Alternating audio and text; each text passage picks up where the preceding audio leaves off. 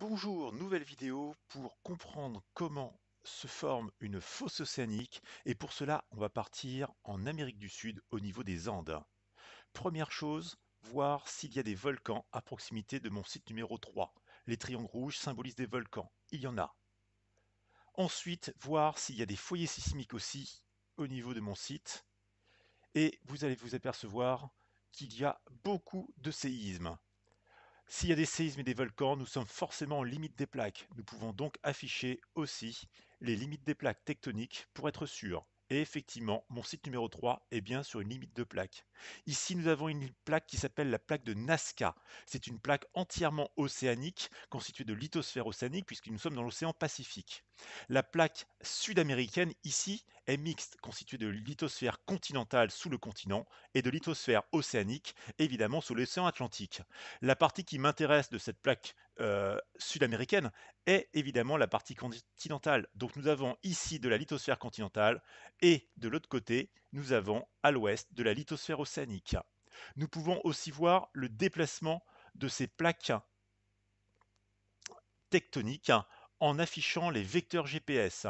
La plaque de Nazca se déplace vers l'est-nord-est assez rapidement puisque mon vecteur est assez grand. La plaque sud-américaine se déplace vers l'est-nord-est aussi, mais regardez bien, les flèches sont plus courtes, les vecteurs sont plus courts, et donc cette plaque se déplace moins lentement. Nous avons donc deux plaques qui se dirigent globalement dans la même direction, mais la plaque qui est derrière va plus vite. Il y a donc un mouvement de rapprochement. Nous pouvons décocher ensuite les vecteurs GPS, et ce qui est intéressant de voir, c'est ce qui se passe en profondeur sous ces deux plaques au niveau des Andes. Pour cela, option coupons 2D et nous allons mettre un premier point dans ma plaque de Nazca, un deuxième dans ma plaque sud-américaine qui coupe à angle droit les séismes et vous allez voir, en exagérant le relief, qu'on voit pas mal de choses très intéressantes. On voit ici donc la lithosphère océanique plus fine de ma plaque de Nazca, ma lithosphère continentale plus épaisse de ma plaque sud-américaine. On voit la cordillère des Andes avec les volcans. Et ce qui est super intéressant, c'est de voir ici ce profil négatif, ce relief négatif qui est une fosse océanique le long de la côte sud-américaine. Et aussi très intéressant, regardez ici, vous avez tous les foyers sismiques qui s'enfoncent entre les deux plaques. Donc on a forcément des frottements qui sont assez profonds au niveau de ces deux plaques. Il va falloir expliquer ces frottements. Donc pour cela, on va afficher une dernière chose, on va afficher les l'âge du plancher océanique. Et là, c'est très très intéressant parce que quand on part en océan Atlantique au niveau de la dorsale atlantique, on voit que au niveau de la dorsale, il y a de la lithosphère océanique jeune. Pendant qu'on parle, cette lithosphère se forme au fond de l'océan Atlantique.